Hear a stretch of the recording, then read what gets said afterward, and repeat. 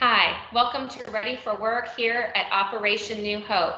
We are so excited you joined our program and look forward to you completing the requirements so we can take the next step in assisting you in finding employment. My name is Gretchen Ham, and I'm the Clinical Director here at Operation New Hope. Today, we're going to discuss family reunification, specifically looking at relationships. Incarceration can drastically disrupt spousal relationships, parent-child relationships, and family networks. Restoring these relationships, reunifying with the family, and undertaking different roles and responsibilities upon return pose a unique set of challenges. In this course, I'm going to cover areas that can impact relationships, including communication, working through troubled relationships, dealing with stress, managing conflict and anger, connecting with your children, connecting in society, and getting help from your support network. Individuals who can communicate effectively, manage stress, and have a support system will be in a better position to handle relationships with partners, children, peer, and employers. So let's get started.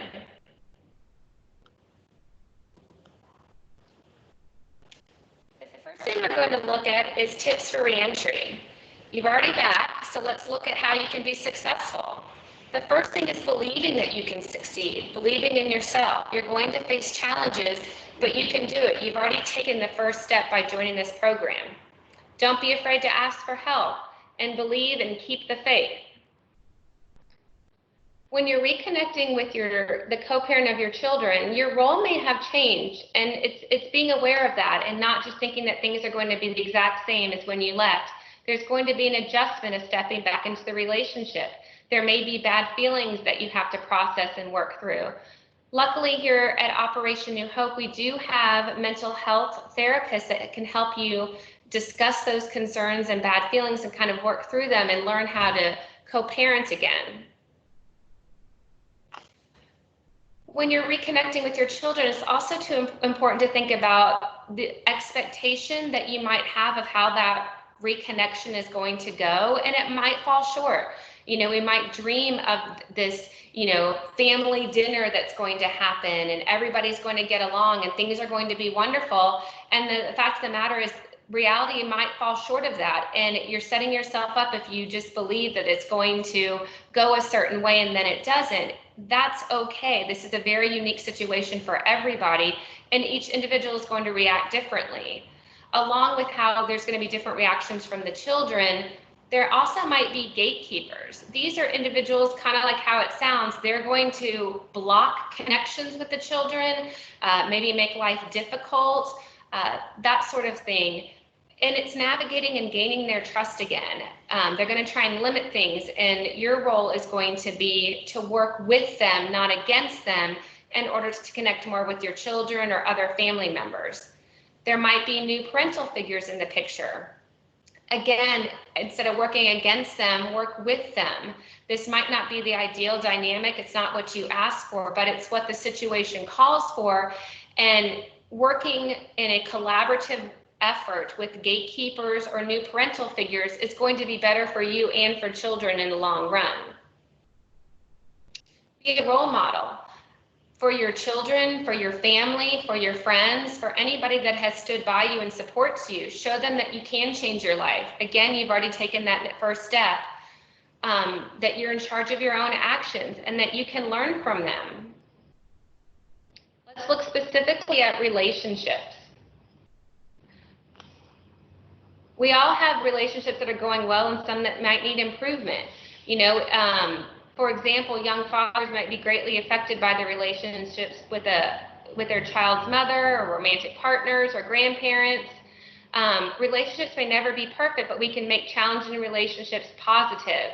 And we're going to look at that further in our training, how we can navigate those troubled relationships. You can't control the other person's behavior, but you can control your reaction. Again, what we're going to cover in this program is looking at conflict and anger management, okay? Change happens slowly. Things are not going to happen overnight. But again, you've taken that first step by coming here, and that's a great thing. Patience is going to be key. This is a step-by-step, baby step kind of process. So what do you ideally look for in a relationship?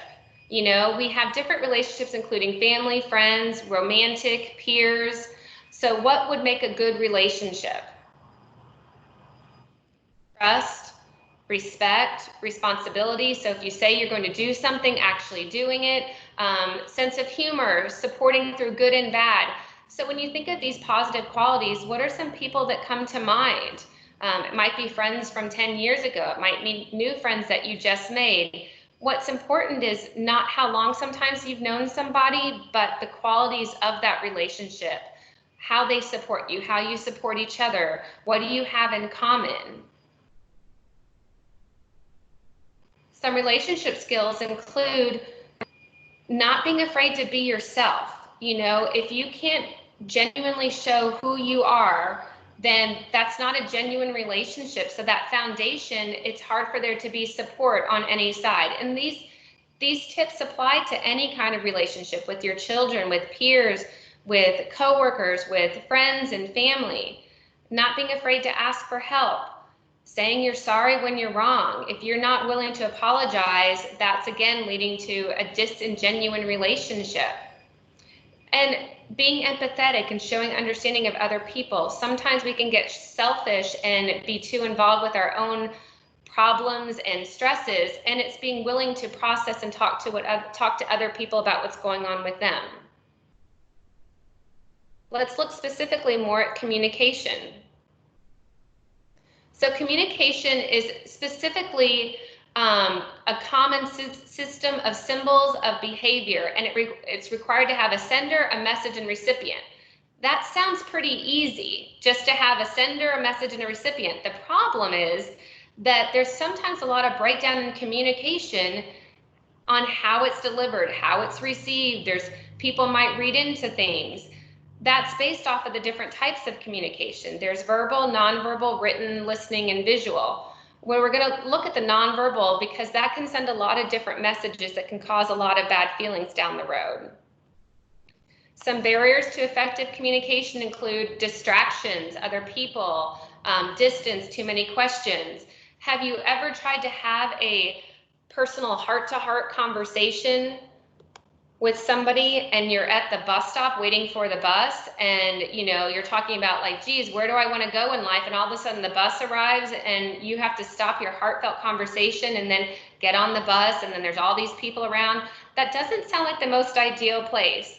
Or do you want to have a conversation with your significant other about where this relationship is going and what you might expect from the future while you're checking out for groceries at the grocery store? Like, you have to think about what the situation is, and when you're making that move, to have these discussions. Being aware of background noises. If you're trying to discuss your parenting styles and the children are running around, that's a great time in one sense to discuss, are we on the same page as far as how we parent? At the same time, it's hard to have each other's direct attention if you're distracted by the other things that are going on around you. So before you start that serious conversation with your significant other, family, friends, your children, be aware of the surroundings. Hey, it's 8:30 and I need to be at work by 9 o'clock. Now's the time I think we should talk about how we handle our finances. No, this is not a good time. It's when it's on your mind as you're heading out the door for work, but it's not the appropriate time to have that conversation, because there's going to be a time limit on it, and you don't want to shut down yourself or the partner from finishing that conversation.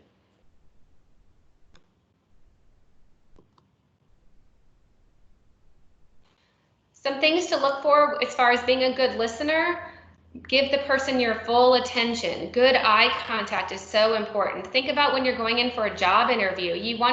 If you're spacing off and looking around the room and not really paying attention, you're not engaged with the individual. We're going to get into, like I said, the nonverbal. Be aware of how you're presenting your posturing.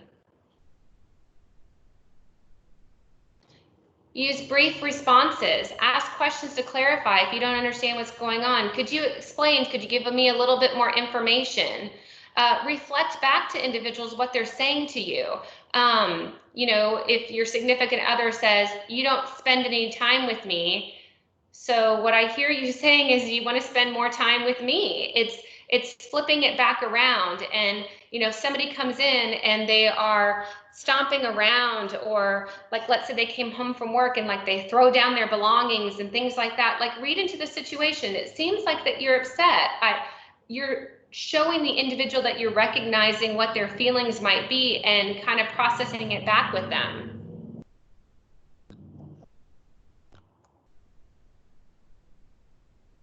So we have different communication styles. We're going to look at fight or flight posturing, defensive or closed, and open for change.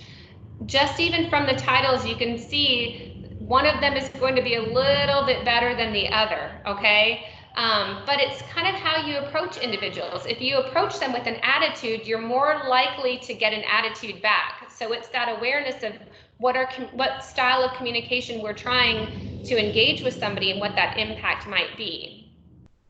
So the fight or flight posture, that's blaming people, okay? That includes blaming people. So let's say the person says, you need to get a better job. Well, if you weren't such a bad parent, maybe I'd be better. You immediately put the blame on the other person, or dismiss what they have to say. You try and start a fight. If they say you're being lazy, well, look who's talking. You go, you're the laziest person I know. Or you check out. You're not even listening to what the individual is saying. The defensive or closed posture, withdrawing, sitting with your arms crossed, not engaging in what's going on, being stubborn. Hey, I found this, there's a job application, maybe you should try and apply for this, and the first thing it is shutting down and not even acknowledging that that could be a possibility.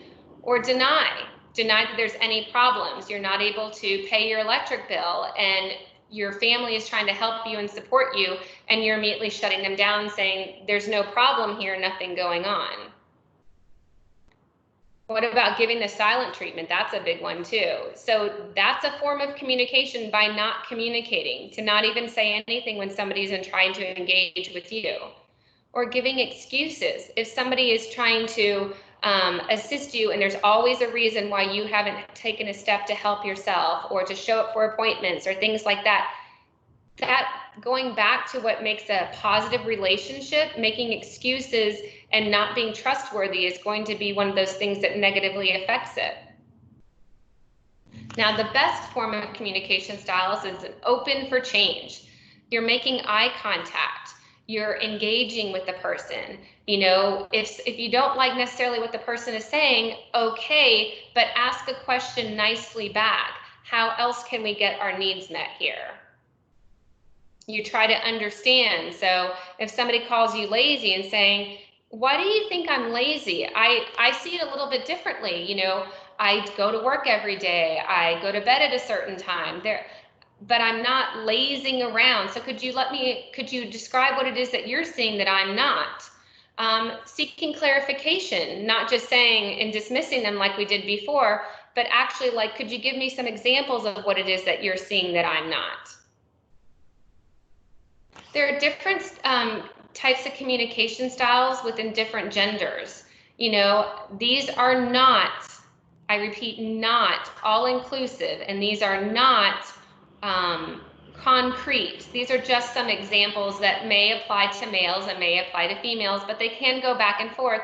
It's just something to be aware of. There used to be a book that was out before, that men are from Mars and women are from Venus or something like that, and it talked about the fact that we have different communication styles. And so if you're aware that there's these different communication styles amongst different genders, it can help you put yourself in their perspective of like, I might think I'm communicating one way, but they hear something different just because there are these different communication styles. So let's go through those. For males, it might include being more competitive, being more independent, speaking up quickly, speaks up quickly with their own opinion, and doesn't like to ask for help. And not really being as big on expressing their emotions. The female communication styles include more intimacy, asking questions and listening to others, wants to be supportive, wants to ask for help, those sorts of things. Now let's look at nonverbal communication. This is a very big one. So as we're reading through these, think about what your posturing is. Your posturing is how you are presenting yourself. So if you go into a job interview and you're sitting there like this, is the person going to think that you're engaged with what's going on? So even thinking about a job interview, think about your relationships with your friends and your family or your children. If you're on your phone and you're not listening to what's going on in front of you, this is the nonverbal that you're giving, the I'm listening, but it doesn't really seem like you're listening. So that's why these are so important to consider as you're communicating with individuals. So aggression. So aggressive nonverbals include pointing your finger, leaning over someone, being pushy, acceptance, kind of relaxed posturing, leaning in a little bit, not too close, being aware of people's boundaries, but again, engaging. Now, being defensive, sitting with your legs crossed, gesturing with your fist, again, pointing with your finger, territorial dominance, standing above someone so that you are higher than them, basically. Expressing that you're frustrated. So you might not clearly say, I am frustrated. Your body might express your frustration. Wringing your hands, running your hands through your hair, clenched hands or fists, rubbing your neck, rolling your eyes. So if your boss is talking to you about how your performance is, and you are clenching and unclenching your fists and you're saying that everything is fine, that's not what you're expressing. Think about intimate relationships too. If you are expressing the same behavior and they're talking to you about, let's talk about our finances, and you're rolling your eyes while they're talking to you and saying, yes, I'm committed to working on my finances at the same time, your verbal and your nonverbal are not connecting. And which one is it that you think the individual is going to believe? The words that are coming out of your mouth, or the rolling of the eyes of, I don't want to hear this? I'm going to go with the rolling of the eyes. So that's why it's important to consider that. Boredom, again, I use the example of playing on your phone, your head is in your palm, you're staring off into space. Nervousness, this is important if you're having a discussion with a significant other or your family, or in a job interview. How are you coming across as nervous? What message is that sending? And what about if you're communicating a romantic or a sexual interest? If you are trying to catch somebody's eye, or speaking in a different tone, or touching a person, or winking, this is a very delicate one, in the sense that you might not be meaning to express this interest, but that's what your nonverbal is giving across. So it's very important to be aware of that.